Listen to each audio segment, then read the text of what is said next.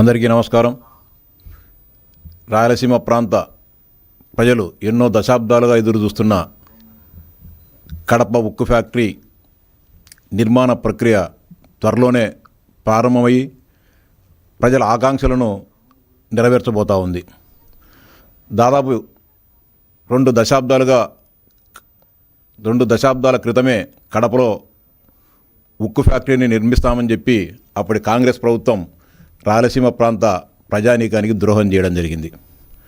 రాజశేఖర రెడ్డి గారు ముఖ్యమంత్రిగా ఉన్న సమయంలో తన మిత్రుడైన, తన సన్నిహితుడైన, తన వ్యాపార భాగస్వామి అయిన గాలి జనార్దన్ రెడ్డి గారికి జమ్మలమడుగు నియోజకవర్గంలో దాదాపు 14,000 ఎకరాల భూమిని బ్రాహ్మణి స్టీల్స్ నిర్మిస్తున్నామని చెప్పి ఆ రోజు కేటాయించడం జరిగింది.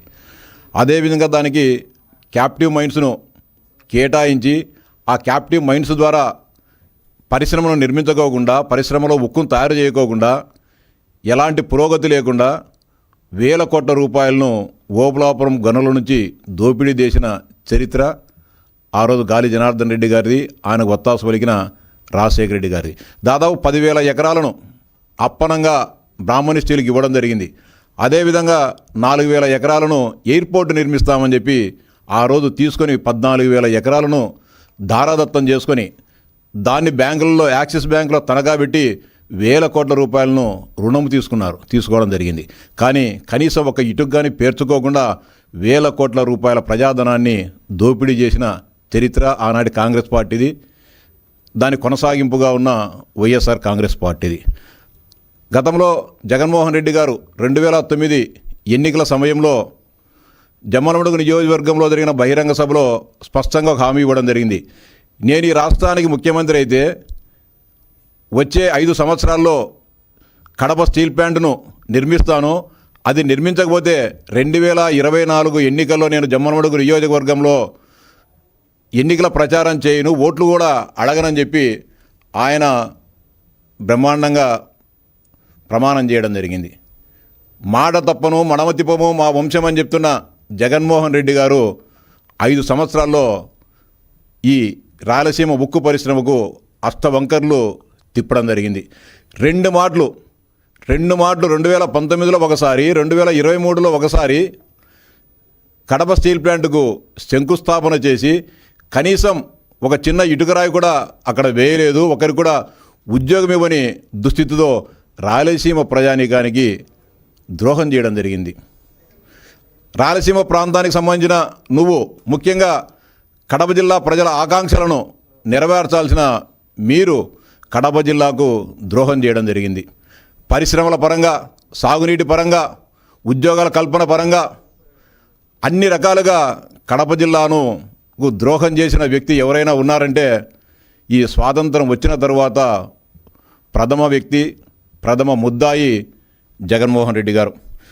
ఇప్పుడు ఈ 2024లో కూటమి ప్రభుత్వం అధికారంలోకి వచ్చిన తర్వాత ఎన్నో దశాబ్దాలుగా ఉన్న రాయలసీమ ప్రజల ఆకాంక్షలను నెరవేర్చడానికి, అంతేకాకుండా విభజన చట్టంలో ఉన్న కడప స్టీల్ ప్లాంట్ నిర్మాణాన్ని సాకారం చేయడానికి గౌరవ ముఖ్యమంత్రి చంద్రబాబు నాయుడు గారి సారథ్యంలో జూలై 3వ తారీఖున శంకుస్థాపన చేయడం జరుగుతోంది.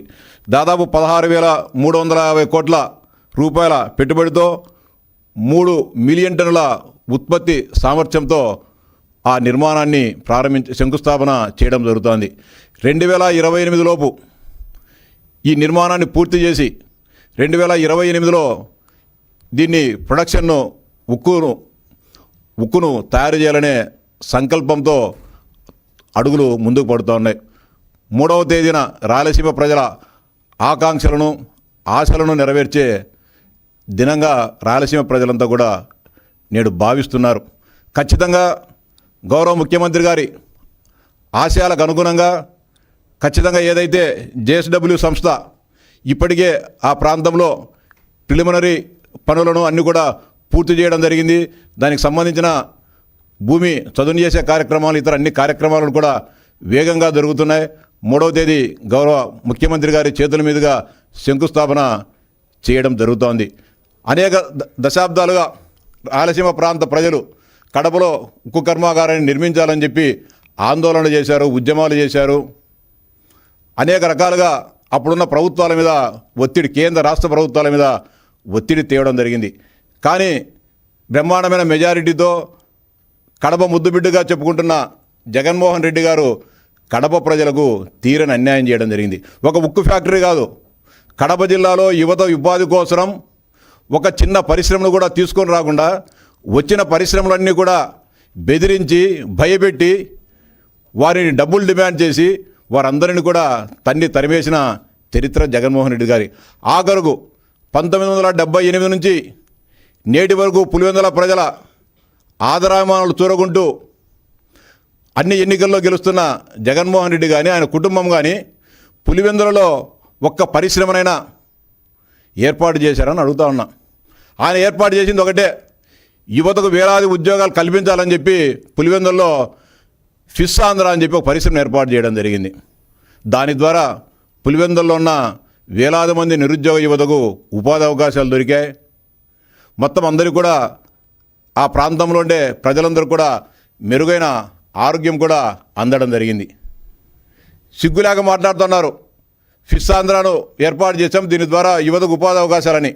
ఎక్కడైనా సరే ఫిష్ ఆంధ్రాను ఏర్పాటు చేసిన తర్వాత కనీసం పట్టుమని 10 రోజులైనా సరే ఆ స్టాల్స్ని మీరు నడిపారా? దాని ద్వారా వచ్చిన సబ్సిడీని, దాని ద్వారా వచ్చిన రుణాలను స్వాహా చేసుకొని ఈరోజు వాటన్నిటిని కూడా అన్యాక్రాంతం చేయడం జరిగింది. అలాంటి పరిస్థితి ఈరోజు రాకుండా ముఖ్యంగా వెనుకబడ్డ రాయలసీమ ప్రాంతాన్ని పరిశ్రమ పరంగా, సాగునీటి పరంగా అభివృద్ధి చేయాలనే సత్సంకల్పంతో, ఒక దృఢ చిత్తంతో ఈరోజు ఎన్డీఏ ప్రభుత్వం కృషి చేయడం జరుగుతోంది. గౌరవ ముఖ్యమంత్రి గారు ఒకవైపు, మరోవైపు హెచ్ఆర్డీ మంత్రి లోకేష్ గారు పెద్ద పారిశ్రామికవేత్తలను కలుస్తూ, విదేశాలలో పర్యటిస్తూ అనేక మంది ఆర్థికవేత్తలను, పారిశ్రామికవేత్తలను అందరూ కలిసి ముఖ్యంగా రాయలసీమ ప్రాంతంలో పరిశ్రమ నెలకొల్పాలని చెప్పి చిత్తశుద్ధితో పనిచేయడం జరిగింది. ఇవన్నీ కూడా పేపర్ల మీద కాకుండా గ్రౌండ్ అవుతూ అవన్నీ కూడా వాస్తవ రూపం దాస్తున్నాయి. ఇటీవలనే మనం ఎక్కడో ఉత్తర భారతదేశంలోనో లేకుంటే కొన్ని ప్రధానమైన ప్రాంతాల్లోనే విమానాలను చూసేవాళ్ళం. ఈరోజు సత్యసాయి జిల్లా పుట్టపర్తిలో జెట్ ఫైటర్ల విమానాల తయారీ పరిశ్రమకు ఇటీవలనే శంకుస్థాపన చేయడం జరిగింది. ఆ పనులు కూడా ప్రారంభమయ్యాయి. త్వరలోనే జెట్ ఫైటర్ల తయారీ అది కూడా త్వరలోనే సాకారం కావడం జరుగుతుంది. అదేవిధంగా దాదాపు 15,800 కోట్ల రూపాయలను కేంద్ర ప్రభుత్వం డిఆర్డిఓ, అదేవిధంగా కొంతమంది ప్రైవేటు సంస్థలు ఉమ్మడిగా కలిసి ఆ పరిశ్రమను చేయడం జరుగుతుంది. అలాగే ఎల్జీ సంస్థ కూడా అనంతపురం జిల్లాలో పెద్ద ఎత్తున పెట్టుబడులు పెట్టడం జరుగుతోంది. ముఖ్యంగా ఇవన్నీ కూడా ఎన్ని పరిశ్రమలు పెట్టినా ఇంకోటి పెట్టినా కూడా ప్రధానంగా కావాల్సింది విద్యుత్తు, నీరు. ఆ విద్యుత్ ఉత్పాదన కోసం రాయలసీమలో విండ్ పవర్ను, అదేవిధంగా సోలార్ను, హైడ్రో ఎనర్జీని పెద్ద ఎత్తున ఉత్పత్తి చేసేదానికి ఈరోజు చర్యలు తీసుకోవడం జరుగుతోంది. అనేక సంస్థలు కూడా ఉత్పత్తిని ప్రారంభించడం జరుగుతోంది. అంటే రాయలసీమ ముఖ చిత్రం, రాళ్లసీమగా ఉన్న రాయలసీమగా పేరుగాంచిన రాయలసీమ, గతంలో 100 ఏళ్ల క్రితం రతనాలసీమగా పిలుచుకున్న రాయలసీమను నేడు మళ్ళీ రాళ్లసీమ నుంచి రతనాలసీమగా రూపాంతరం చెందుతోంది. అది త్వరలోనే దాన్ని కూడా సాకారం చేయడం జరుగుతోంది. అదేవిధంగా ఓరవకల్లు, కొప్పర్తి పారిశ్రామికవాడలలో ఈరోజు వాటిని ఆ పారిశ్రామికవాడలు వేల కోట్ల రూపాయలు ఖర్చు పెట్టి, దాదాపు వేల కోట్ల రూపాయలు ఖర్చు పెట్టి ఆ ప్రాంతంలో ఆ 2 పారిశ్రామికల్లో 25,000 కోట్ల రూపాయలు పెట్టుబడులు వచ్చే విధంగా చేయడం జరుగుతుంది. ముఖ్యంగా ఓరవకల్లో డ్రోన్ సిటీని ఏర్పాటు చేసి మొత్తం భారతదేశానికి అక్కడి నుంచి డ్రోన్లను ఉత్పత్తి చేసే ప్రక్రియ కూడా ప్రారంభం కావడం జరిగింది. అదేవిధంగా కొప్పర్తిలో ఎలక్ట్రానిక్ మ్యానుఫ్యాక్చరింగ్ యూనిట్స్ను ఏర్పాటు చేయడం జరుగుతుంది. ఈరోజు పెద్ద ఎత్తున పరిశ్రమలు రావడం జరుగుతుంది. మీరు ఉన్నప్పుడు 5 సంవత్సరాల కాలంలో రాయలసీమలో కనీసం 5 మందికి ఉపాధి కల్పించే అవకాశాలున్న పరిశ్రమలు కూడా తీసుకురాకుండా మీరు రాయలసీమకు, ముఖ్యంగా కడప జిల్లాకు ద్రోహం చేయడం జరిగింది. మీరు గొడ్డలి ఫ్యాక్టరీలో లేకపోతే ఫేక్ ఫ్యాక్టరీలోనే పెట్టి ప్రజలను వేధింపులకు అవమానాలకు గురి చేశారు తప్ప ఇంత వందల వేలాది మంది నిరుద్యోగ యువతకు ఉపాధి కల్పించాలనే ఆలోచన ఏ రోజు కూడా మీరు చేయని పరిస్థితి.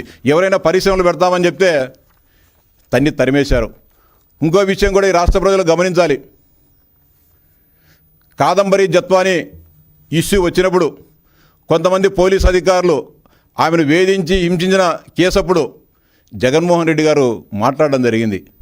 ఆమెను వేధిస్తున్నారు, ఆమెను వేధించడం వల్ల ఈ రాష్ట్రంలోకి ఆమెను అడ్డు పెట్టుకొని వేధిస్తున్నారు, దానివల్ల ఈ రాష్ట్రంలోకి పారిశ్రామికవేత్తలు ఎవరూ రారని నంగనాచి మాటలు చెప్పడం జరిగింది జగన్మోహన్ రెడ్డి గారు. చూడు జగన్మోహన్ రెడ్డి గారు ఈరోజు క్యూ కట్టారు. ఆంధ్రప్రదేశ్ రాష్ట్రంలో మేము పరిశ్రమలు పెడతాం, ఈ రాష్ట్ర సర్వతోముఖాభివృద్ధిలో మేము భాగం పంచుకుంటామని చెప్పి ఈరోజు చెప్పడం జరిగింది.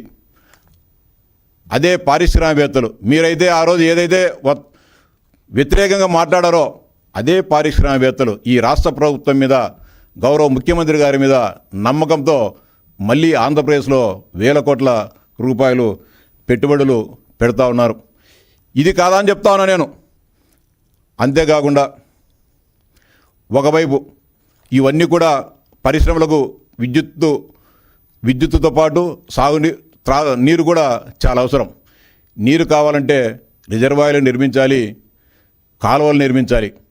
మీరు 2019-24 మధ్య కాలంలో రాయలసీమ ప్రాంత సాగునీటి రంగానికి 2,000 కోట్ల రూపాయలు మాత్రమే మీరు ఆ రోజు కేటాయిస్తే ఈరోజు ఈ ప్రభుత్వం వచ్చిన తర్వాత హంద్రీనీవాకు దాదాపు 4,000 కోట్ల రూపాయలతో పనులు కూడా చేయడం జరుగుతోంది.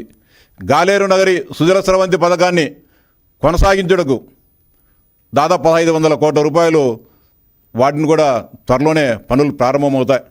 అలాగే మీరు 2019లో మీరు అధికారంలోకి వచ్చిన మొదటి రోజే గుండ్రేవుల వేదవతి ప్రాజెక్టులు జరుగుతున్న పనులను రద్దు చేసి కర్నూలు జిల్లా పశ్చిమ ప్రాంత రైతాంగానికి అన్యాయం చేయడం జరిగింది. మళ్ళీ ఆ పాచినోరుతోనే మళ్ళీ మీరు మాట్లాడుతున్నారు. గుండ్రేవు రద్దు చేసింది మీరు, ఆపింది మీరు. గుండ్రేవుల వేదవతి ప్రాజెక్టులను వెంటనే నిర్మించకపోతే మేము ఉద్యమిస్తామని చెప్పి కళ్ళార్పకుండా అబద్ధాలు చెప్తా ఉన్నారు. న్యాయం అంటున్నా నేను. ఇది రాయలసీమ ప్రజలకు గుండ్రేవుల వేదవతి ప్రాజెక్టులు ఎవరికైతే లబ్ధిదారులు ఉన్నారో ఆ రైతాంగానికి ముందు మీరు క్షమాపణ చెప్పాలా. కర్నూలు పశ్చిమ ప్రాంత రైతాంగానికి క్షమాపణ చెప్పి ముక్కు నేలకేసి రాసి తప్పు ఒప్పుకొని మీరు ఈ ప్రాజెక్టుల గురించి మాట్లాడాల. తప్పు చేసింది మీరు, అన్యాయం చేసింది మీరు. కనీసం నువ్వు ప్రాతినిధ్యం వహించే పులివెందుల నియోజకవర్గ సాగునీటి రంగానికైనా సరే కృషి చేశావంటే గుండు సున్నా. 1 ఎకరాకైనా సరే అదనంగాను పులివెందుల నియోజకవర్గానికైనా సరే అదనంగా నీరు ఇచ్చావా అంటే గుండు సున్నా. ఈరోజు మళ్ళీ రాయలసీమలో ప్రాంతీయ విభేదాలను రెచ్చగొట్టాలనే ప్రయత్నం జరుగుతూ ఉంది. స్వర్గీయ నందమూరి తారక రామారావు గారు రాయలసీమ ప్రాంత త్రాగునీటి సమస్య, సాగునీటి సమస్య పరిష్కరించడానికి కృష్ణా వరదజలాల ద్వారా గాలేరు నగరి సుజల స్రవంతి, తెలుగుగంగ, హంద్రీనీవ ప్రాజెక్టులను ప్రారంభిస్తే ఆ రోజు మీరు ఈరోజైతే ఏదైతే ప్రాంతీయ విభజన రాజకీయాలు మొదలుపెట్టారో మీ తండ్రి గారు కూడా ఆ రోజు రాయలసీమ సస్యశ్యామలం కాకోకుండా అడ్డుపడడం జరిగింది. ఆఖరుకు పులివెందుల నియోజకవర్గంలో ఉన్న చిత్రావతి బ్యాలెన్సింగ్ రిజర్వాయర్ నిర్మాణాన్ని కూడా ఆ రోజు 20 టీఎంసీలతో కట్టాలని చెప్పి అడ్డుకొని పులివెందుల ప్రాంతాన్ని 20 సంవత్సరాలు వెనక్కి తీసుకుపోయిన చరిత్ర మీది, మీ కుటుంబానిది. తర్వాత మీకు అవకాశం వచ్చినప్పుడు చిత్రావతి బ్యాలెన్సింగ్ రిజర్వాయర్ను 20 టీఎంసీలతో మీరు కట్టారా? అది కానీ చేయలే ఆ రోజు. కానీ ఆ రోజు స్వర్గీయ నందమూరి తారక రామారావు గారు చేసిన శంకుస్థాపన అడ్డుకోవాలి, ఆయనకు పేరు రాకూడదని చెప్పి ఆ రోజు అడ్డుకోవడం జరిగింది. ఆ రోజు కూడా జిఎన్ఎస్ఎస్, హెచ్ఎన్ఎస్ తెలుగుగంగ ప్రాజెక్టులు ప్రారంభించినప్పుడు కృష్ణా నికర జలాల ద్వారా కాదు, మిగులు జలాల ద్వారా కాదు, నికర జలాలు కావాలని చెప్పి ఆ రోజు రాయలసీమలో ఉద్యమాలు చేసి ఆ ప్రాజెక్టులు ముందుకు పోకోకుండా ప్రజలలో అశాంతిని ఆ రోజు మీ తండ్రి గారు ప్రజలను రెచ్చగొడితే ఈరోజు మీ చేతగానితనం వలన, మీ అసమర్థత వలన రాయలసీమ ఎత్తిపోతల పథకం ఆగిపోతే, మీరు ముఖ్యమంత్రిగా ఉన్నప్పుడు ఈ పథకం ఆగిపోతే, ఇప్పుడు ఎన్డీఏ ప్రభుత్వము రాయలసీమ ప్రాంతానికి ద్రోహం చేస్తూ ఉంది, రాయలసీమకు అన్యాయం జరుగుతుంది అని చెప్పి నువ్వు మాట్లాడుతున్నావు. సిగ్గు లేదా నీకు అడుగుతా ఉన్నా. 3,825 కోట్లతో రాయలసీమ ఎత్తిపోతల పథకాన్ని ప్రారంభించావు. నీకు కావలసిన సంస్థకు టెండర్లు ఇచ్చావు. మీరు జూలైలో టెండర్లు ఖరారు చేస్తే అక్టోబర్లోనే తెలంగాణకు సంబంధించిన శ్రీనివాస్ అనే టీఆర్ఎస్ కార్యకర్త, మీ మిత్రుడు కేసీఆర్కి సంబంధించిన పార్టీ కార్యకర్త national green tribunal south zone Madras బెంచ్లో కేసు వేస్తే అదే 2020 అక్టోబర్లోనే వాటిని ఆపమని చెప్పి ఎన్జీటీ ఇవ్వడం జరిగింది. పర్యావరణ అనుమతులు లేకోకుండా రాయలసీమ ఎత్తిపోతల పథకాన్ని ముందుకు తీసుకోబోదని చెప్పి ఆ రోజు చెప్పడం జరిగింది. మళ్ళీ 2021 ఒకసారి చెప్పారు, 2022లో చెప్పారు, 2023లో కూడా ఒక త్రిసభ్య కమిటీని ఏర్పాటు చేసి మీ నిర్వాహానికి ఫలితంగా 2.5 కోట్ల రూపాయలు రాష్ట్ర ప్రభుత్వానికి జరిమానా కూడా వేధించడం జరిగింది. మీరు ఎందుకుగాను పర్యావరణ అనుమతులు తీసుకోలేదు. ఈరోజు అబద్ధ మాటలు మాట్లాడుతున్నారు, ప్రాజెక్టులు సందర్శిస్తున్నారు, రాయలసీమలో ఉద్యమాలు చేస్తామని సదస్సులు సమావేశాలు పెడతారు. నేను సూటిగా అడుగుతాను వైఎస్ఆర్సీపీ నాయకులను, మీరు అడగాల్సింది, మీరు ప్రశ్నించాల్సింది, మీరు ధర్నాలు చేయాల్సింది మీ నాయకుడు జగన్మోహన్ రెడ్డి ఇంటి ముందర మీరు ధర్నాలు చేయాలి తప్ప వీధుల్లో కాదని చెప్పి నేను స్పష్టంగా చెప్తానా. 2020లో ఎన్జీటీ చేస్తే ఎందుకు పర్యావరణ అనుమతులకు మీరు తీసుకోలేదు. కనీసం పర్యావరణ అనుమతులకు దరఖాస్తు కూడా చేయలేని దౌర్భాగ్యకరమైన ప్రభుత్వం ఆనాడు జగన్మోహన్ రెడ్డి గారి ప్రభుత్వం. పర్యావరణ అనుమతులు కావాలంటే ఎన్జీటీకి సంబంధించిన పర్వేసి యాప్లో దరఖాస్తు చేయాల్సి ఉంటుంది. సంబంధిత పత్రాలన్నిటిని కూడా దాంట్లో అప్లోడ్ చేయాల్సింది. ఒక్క పత్రం కూడా మీరు 2024 జూన్లో దిగిపోయేటంత వరకు కూడా ఒక్క పత్రాన్ని రాయలసీమ ఎత్తిపోతల పథకానికి సంబంధించిన పర్యావరణ అనుమతుల కోసం ఒక్క పత్రాన్ని కూడా మీరు అప్లోడ్ చేయకోకుండా రాయలసీమకు ద్రోహం చేసింది మీరు కాదా? ధర్నా చేయాల్సింది మీరు ఎక్కడ? జగన్మోహన్ రెడ్డి రాయలసీమ ద్రోహి, రాయలసీమ ప్రజలకు అన్యాయము, రాయలసీమ త్రాగునీటి రంగానికి అన్యాయం చేసిన జగన్మోహన్ రెడ్డి ఇంటి దగ్గర ధర్నాలు చేయాలి తప్ప మీరు చేసే నాటకాలు ఎవరు కూడా నమ్మరని చెప్తున్నా. ఇంకా దుర్మార్గం, ఈరోజు నోరు దించుకొని అరుస్తూ ఉన్నారు. నిన్న నెల్లూరు సంబంధించిన కొంతమంది వైఎస్ఆర్సీపీ నాయకులు, కొంతమంది కుహాన మేధావులు సోమశిలకు పోయారు. రాయలసీమ ఎత్తిపోతల పథకం లేనందున, ఇది ఆగిపోయినందున సోమశిలకు నీళ్ళు వచ్చే పరిస్థితి లేదు, నెల్లూరు ఎడారిగా మారుతుందని చెప్పి. ఆ రోజు ఎక్కడ పోయినా మీ నోర్లు, మీ మేధావితనం, సాగునీటి కోసం మీరు ఈ రిజర్వాయర్స్ ఇచ్చారా? చాలామంది రాయలసీమ ప్రజలు కూడా సవివరంగా విజ్ఞప్తి చేస్తా ఉన్నా, వీరి మాటలను నమ్మవద్దని చెప్తాను. ఏమిచ్చారు వీళ్ళు? 11/8/2023 ఒక జీవో ఇచ్చారు. ఏమని ఇచ్చారు ఈ GO? Government after careful examination of the proposals of chief engineer projects Kurnool here by accord approval to take up the Rayalaseema lift scheme to meet the Chennai water supply.